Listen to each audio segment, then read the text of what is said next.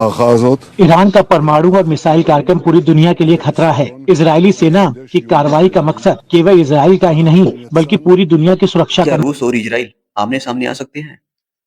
क्या मैं कहूं कि 2026 में मिडिल ईस्ट में एक बहुत बड़ा युद्ध होने वाला है? और अगर ऐसा ही हुआ तो दुनिया पर क्या असर पड़ सकती है? आज हम जानेंगे पूरी सच्चाई। ईरान का आतंकवादी शासन परमाणु हथियार और उनके इस्तेमाल का साधन और खतरनाक मिसाइलें हासिल कर लेता है तो वो पूरी दुनिया को धमकाएगा। इसलिए हमने अपनी रक्षा करने का संकल्प लिया है। युद्ध में लेकिन उलझा हुआ है। क्या दूसरी तरफ मिडिल ईस्ट में इजराइल और ईरान दोनों के बीच लगातार बढ़ती जा रही है, लेकिन रूस और इजराइल के बीच में सीधा युद्ध नहीं चल रहा है। लेकिन हालत इतनी गंभीरता से बढ़ गई है कि रूस का झुकाव यूक्रेन की तरफ तय है और इजराइल यूक्रेन की तरफ अपना सबसे बड़ा दुश्मन मानता है।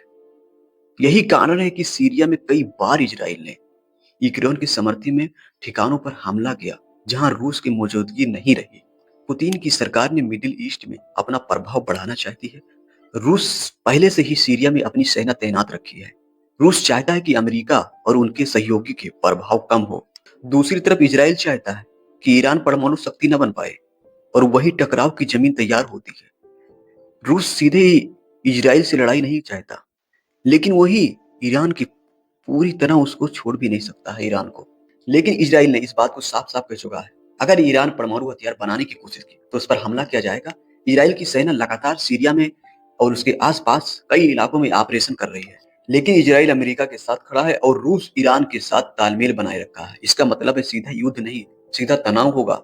फिलहाल रूस और इजराइल के बीच सीमा पर युद्ध चल रहा है, लेकिन ईरान पर बहुत बड़ा हमला हुआ। ये रूस के सैनिकों ने नुकसान पहुंचाया है। ये मिडिल ईस्ट में एनएटीओ की एंट्री हो सकती है तो हालत अचानक गंभीर हो सकता है और बदल भी सकता है। दुनिया पहले ही रूस यूक्रेन से युद्ध में से परेशान है। अगर मिडिल ईस्ट में बड़ी लड़ाई बिछड़ी तो तेल का दाम भी और अर्थव्यवस्था और वैश्विक शक्ति भी पर भी असर पड़ सकता है। लेकिन तेल मिडिल ईस्ट में से खरीदा जाता था। अगर युद्ध बढ़ा तो पेट्रोल भी बढ़ेगा, डीजल भी बढ़ेगा, सारी चीजें महंगी होंगी। तो इसके साथ फिर भारत और रूस में संबंध रखना और इजराइल से भी मजबूत संबंध रखना, इसलिए भारत की एक संतुलित और नीति अपनाना सबसे बड़ी बात है। क्या रूस और इजराइल और यूक्रेन में तनाव की चिंगारी मौजूद है? हालत बिगड़ेगा। 2026 दुनिया की सबसे बड़ा साल साबित हो सकता है। क्या आप सोच रहे हैं? आप टकराव होना चाहिए या शांति होना चाहिए? आप जरूर बनाएं और कमेंट में अपना राय जरूर लिखें।